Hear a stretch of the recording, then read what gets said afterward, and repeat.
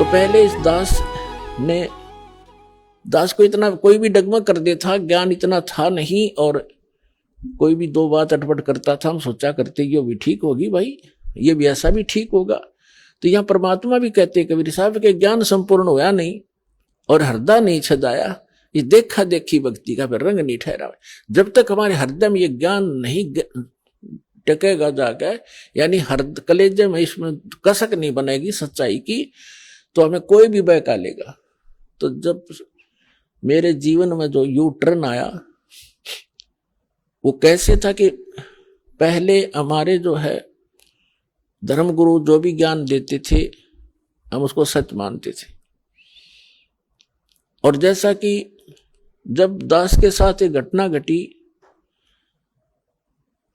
हमारे घर के ऊपर एक कमरा अलग से बना रखा था, उसको किराए पर दे रखा था। उसमें एक आर्य समाजी यानी महर्षि दयानंद का चेला शास्त्री था, वो उसमें किराए पर रहता था। बोलन चालन का बहुत अच्छा स्वभाव था उसका, एक बहुत ही नेक सा आदमी दिखा करता। नेक तो था लेकिन ज्ञान अज्ञान था उसके अंदर।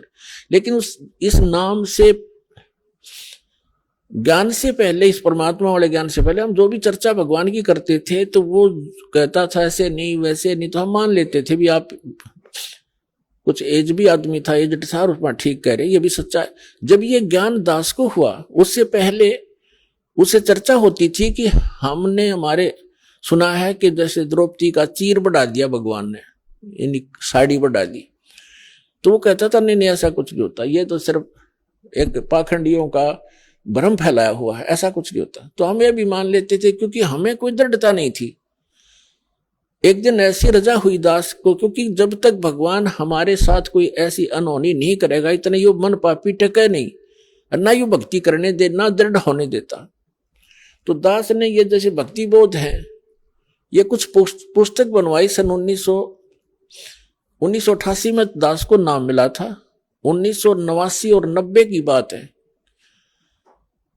और एक अलग से पूजा स्थल बनाया 5.5 बाई 15 फुट का, एक गैलरी के ऊपर सेकंड फ्लोर पर, और उसमें आमने सामने खिड़की में यहाँ हवा भी साफ आती रहेगी। आपने उसमें फोटो वगैरह लगा के मंदिर टाइप बना लिया। जब वो मकान हम बना रहे थे, थोड़ा शहर से बाहर था, तो मैं लाया जाली लोहे की, मच्छरों से बचाने के लिए जाली लगाते खिड़कियों पे।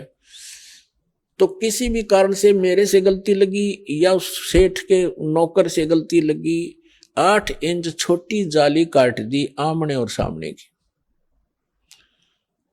और मैं ले आया आके मैंने बच्चों से कहा कि ले इसको लगाओ। मकान तो बन चुका था, वो खिड़की वो लगाना रह रहा था।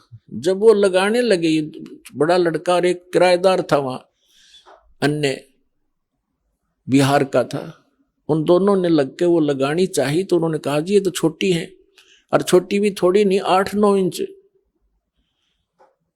ऊपर ऐसे खड़े तो सही, बराबर में छोटी थी, साइड में चौड़ाई में। मैंने देखा भी सच में छोटी है। दूसरी देखी, वो भी ऐसी, दोनों एक जैसी खिड़कियां थी आमने सामने। मैंने सोचा इन्हें रख दे लपेट के और स्टोर में डाल दी ऊपर। वापस लेके जाऊंगा, वो लेगा नहीं, कहेगा मेरे क्या काम है, ये राड बढ़ाया नहीं करते भक्त, मैंने डाल दी। कुछ दिन के बाद दास ने ये भक्ति बोध बनवाई। उस समय दास को दीक्षा देने का आदेश नहीं था तब तक। 1994 में दास को आदेश हुआ है। 6 वर्ष तक दास सेवा करता था, भक्तों को समझाता था, गुरु जी के पास ले जाकर दीक्षा दिलवाता था। फिर उनकी रजा हुई, आदेश दे दिया दास को अचानक कि आज के बाद तू गुरु होगा। और आज के बाद सबको बोल दिया कि इनसे उपदेश लो, जितने भी उनके सस्ते, जो इनको गुरु नहीं मानेगा मेरा कुछ नहीं लगता। अब इतना बड़ा जिम्मेवारी का काम दास को जब अचानक सौंप दिया तो पसीना पसीना हो गया। समझ वो भी गए कि बच्चा घबरा गया। तो उन्होंने कहा कि बेटा तेरे साथ रहूंगा, घबराइए मत, और विश्व में तेरे बराबर संत नहीं होगा, पूरे विश्व में तैल का होगा।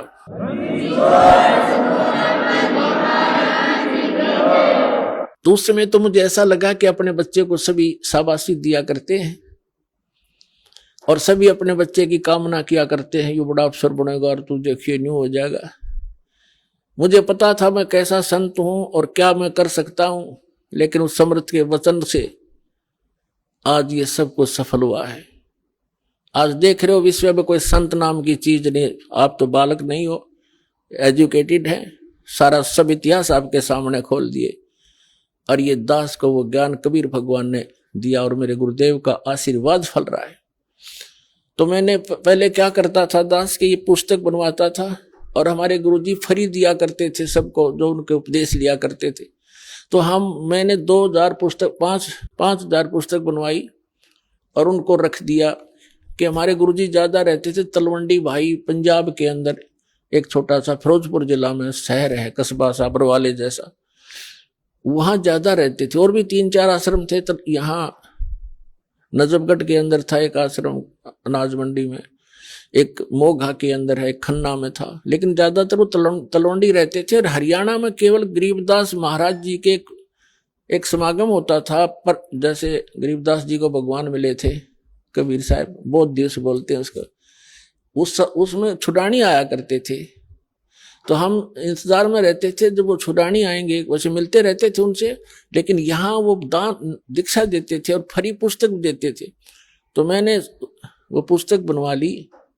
यानी जैसे आजकल मार्च में, अप्रैल में, मार्च में वो चले जाते थे, फिर आते भादुआ के अंदर आते थे सितंबर में, जब गरीबदास जी का निर्वाण दिवस होता था, और मार्च में होता था उनका बोध दिवस। ये 2 ही तो उन पर उपलक्ष्य इन समागमों में आते थे। तो मैंने अप्रैल मार्च के समागम के बाद ये पुस्तकें बनवाने का निर्णय किया उनके आदेश से और बनवा कर रख ली। तो मैंने पूजा स्थल पर एक तख्त डाल रखा था, उन पर कपड़ा बिछा कर सुंदर वो सारी पुस्तक लगा दी। आएंगे गुरुजी तो उनको संभलवा देंगे, वो फिर देते रहेंगे, सेवा के लिए रख दी। उस एक खिड़की में से शीशा टूटा हुआ था खिड़की का, उसमें से चूहे बढ़कर उनको काटने लगे। 2-3 दिन के बाद मेरी नजर गई कि चूहों ने काट दिया। तो फिर मुझे ये भी ध्यान आया कि एक खिड़की का शीशा तो बिल्कुल ठीक है, एक का शीशा टूटा हुआ है, और शहर से दूर होने के कारण एक छोटे से शीशे के लिए कोई चढ़ाने वाला भी तैयार नहीं होता छाने के लिए। 1-2 बार कोशिश भी की थी, वो टाल मटोड़ कर देते थे, ज्यादा कार्य होता आ जाते थे। तो मेरे दिमाग ने काम किया कि वो दोनों जाली दोनों खिड़कियों की लाए थे, इनको ऊपर नीचे ओवरलैप करके लगवा देता हूं, चूहों से बचाव हो जाएगा। तो मैंने उन बच्चों से कहा कि आप ऐसे करना, वो दोनों जाली उतार लो, उतरवा ले लेना तेरी माँ से, और इनको ऐसे ऊपर नीचे लगा के चढ़ा देना खिड़की पर। वो लड़का बोला जी ठीक है। छोटा लड़का था, 12-13 वर्ष का उस टाइम वो।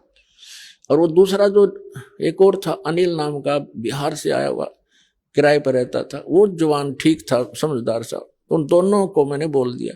मैं अपनी ड्यूटी पर चला गया। दास था जूनियर इंजीनियर इन इरिगेशन डिपार्टमेंट हरियाणा। तो मुझे तो चिंता थी। मैं शाम को वापस आया तो मैंने क्या देखा, उस लड़के की माँ से पूछा, मुझे चिंता थी कि वो जाली लगा दी कि नहीं लगा दी, तुम्हारी लगाऊंगा मैं, गेल लग के बालक से ना भी जान रहा हो। तो क्या देखा मैंने, जाली लगा रखी और एक जाली वहीं पड़ी या लोहे की, और वो उसकी माँ अपना काम लग रही। मैंने उसे पूछा कि ये जाली वही है या कोई और लाए हैं बच्चे? तो वो कह रही थी कि ये कहाँ के और लावा था। मैंने सुबह रखी, कह रही हूँ भाई तेरा पापा कह के गया था तो जाली लगा दो, या तुमने गुस्सा होगा फिर। अब आपके आने तक आध घंटा पहले मैंने उतार के स्टोर से डाली है और अभी लाकर वो बाहर गया खेलने के लिए, और मेरा कलेजा पकड़ा गया। मैं उसे प्रसन्न करूं, वो ध्यान नहीं दे रही क्योंकि उसको पता नहीं इस बात का। और मेरे सारे शरीर में सन्नाटा गया कि या तो ये जाली वो नहीं, ये कोशिश करी मैंने जानने की। वो बोली देख इनका जंग लगा हुआ है।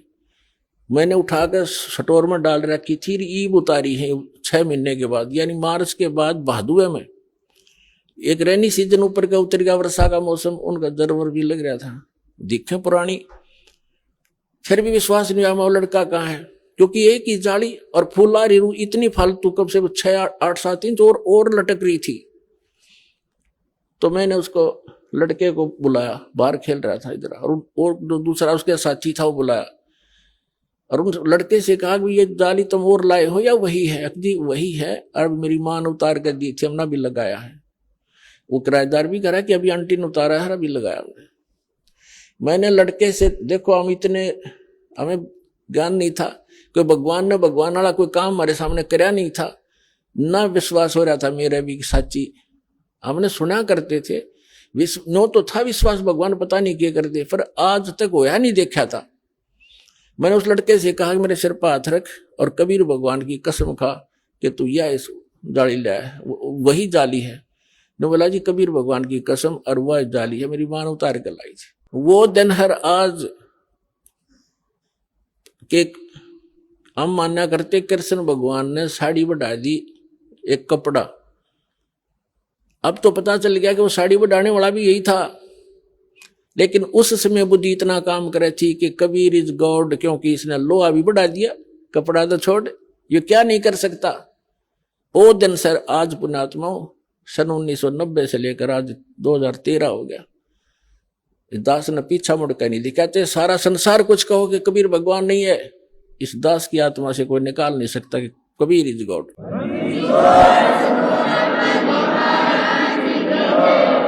अब जब दास के साथ यह घटना घटी, और वो कम से कम 10 साल लगी रही वो जालिनों की नौरों को दिखा करता, देखो जो भगत थे वो तो मान जाते, बकवादी बने गए, बकवास करा, झूठ बोला, पाखंडी है। अच्छा भाई, तो फिर मैंने सोचा कि देखिए आर्य समाज का जो व्यक्ति है कितना अच्छा आदमी है, बोलन चालन का, व्यवहार का ठीक, अच्छा चरित्रवान व्यक्ति है, और इसको अज्ञान है। ये कहा करता कि ऐसे नहीं हो सकता, साड़ी नहीं बढ़ सकती। तो मैंने सोचा ला इसको समझा दूं, क्योंकि मेरे से पहले वो काफी प्रभावित था, क्योंकि भक्ति में हम लगी रहे थे, पहले भी भक्त जैसे थे हम, नाम ना मिला था तब भी नेक नीति से रहना और कोई किसी को दुख नहीं देना, ये पहले से नेचर थी। तो मैंने उसके में, और वो मुझे ऐसा लगता था कि मेरी बात नहीं मानने का, लेकिन ये अज्ञान इतना गंध ठोक दिया उस मूर्ख महर्षि दयानंद अज्ञानी ने, बिगाड़ दिया कितने व्यक्तियों भोली आत्माओं को। तो मैंने उसके पास बैठकर जिक्र किया, जी मास्टर जी आप मानते हो कि भगवान श्री कृष्ण जी ने उसकी द्रौपदी की साड़ी बढ़ा दी थी, जैसे विषय बढ़ाना चाहा, मैंने उसको चलाना था विषय को कारण बना के। वो कहता जी नहीं ऐसे हम नहीं मानते। मैंने कहा जी, फिर मैंने उसको अपने उस जहां वो जाली लगा रखी थी ऊपर चौबारे में, उस गैलरी में, उस नीचे उसकी कक्ष था, उसमें बुला लिया, वहां बैठ के मैंने वो लड़के भी बुला लिए दोनों जिन्होंने जाली लगाई, इनकी माँ बुला ली ताकि इसका पेटा भर दूं, विश्वास दृढ़ करवा दूं, ये मान जा हमारी बात को। उसको मैंने कहा जी देखो आप तो कपड़े की बात करते हो, हमारे भगवान ने लोहे की जाली बढ़ा दी, आप सत्कर मानो। नो बोला, वो कहने लगा कि नहीं आप ये कोई बात हुई, जाड़ी साड़ी कभी बढ़ती है, जाली कभी बढ़ती है। मैं बोला देखो आओ दिखाऊं आपको। बोला नहीं छोड़ो हम नहीं मानते। अब वो काफी अटपट बोलने लगा। मुझे आशा नहीं थी कि ये इतना एकदम ऐसे गिरगिट की तरह बदल कर ऐसी बकवाद करने लग जाएगा। मेरी आशा के विपरीत उसने ये बात कही कि आप तो ये पाखंडियों के बकाई हुई बातें हैं, ये है। अब पाखंडी तो मैं जब हूं, जब कोई मैं रोजी रोटी पाखंड से चला रहा हूं, मैं तो नौकरी करता था, जूनियर इंजीनियर था, 2 रोटी सुथरी मिल रही थी, अब भी मुझे पाखंडी कह रहा है ये मूर्ख। तो मैं चुप हो गया कि मैं अब इससे आगे बोलना कोई अच्छी बात नहीं, ये सुनता ही नहीं।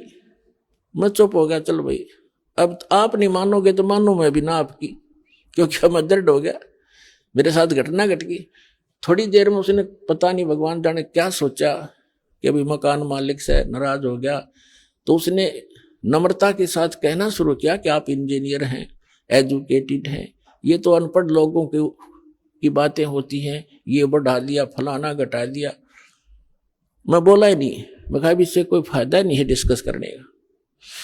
तो क्या कहने लगा कि मैं बताता हूं, महर्षि दयानंद ऐसे होते थे। महर्षि एक बार अपने कमरे में अभ्यास कर रहे थे, योग अभ्यास, और उधर से उनके दूध का समय हो गया, दूध पीता था वो सुबह सुबह।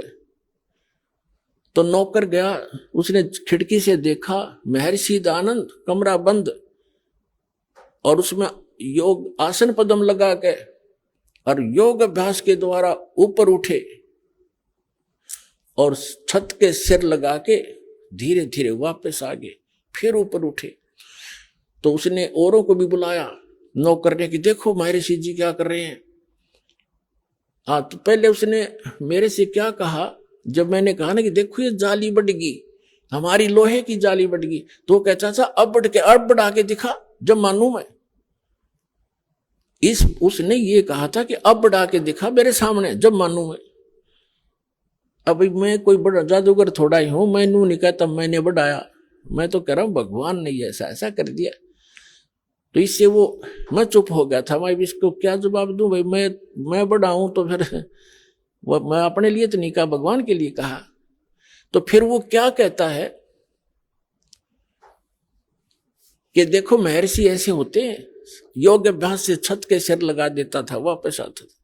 मैं बोला झूठ, कति नहीं मानू, आप करके दिखाओ। ओडे का मुंह हो गया उसका, मगर करके दिखाए जब मानू तुझे मैं नहीं, झूठ बोलता है तो भी। लेकिन हम ये नहीं कहते कि ऐसा नहीं हो सकता, लेकिन महर्षि तो ये भी ना कर सका था, दयानंद है वो तो कति नारायण अज्ञानी और कति हर तरह से फेल आदमी था, उसकी फोकट में बना रखी थी इन लोगों ने। लेकिन ऋषि महर्षि यहां तक प्रमाण है कि संत स्वर्ग में चले जाते थे, दूसरे लोकों में जाते थे, वापस आ जाते थे। लेकिन ये मोक्ष मार्ग नहीं है ऐसे धक्के खाने भटकने से। तो फिर वो चला गया, उठ के माना नहीं, मैं तेरी नहीं मान सकता। तो पहले तो हम डगमग थे, हमें जो भी कुछ कहता था उसी की मान लेते थे। अब पृथ्वी इधर से उधर हो सकती है, दास ये नहीं मान सकता भगवान क्या नहीं कर सकता, सब कुछ कर सकता है।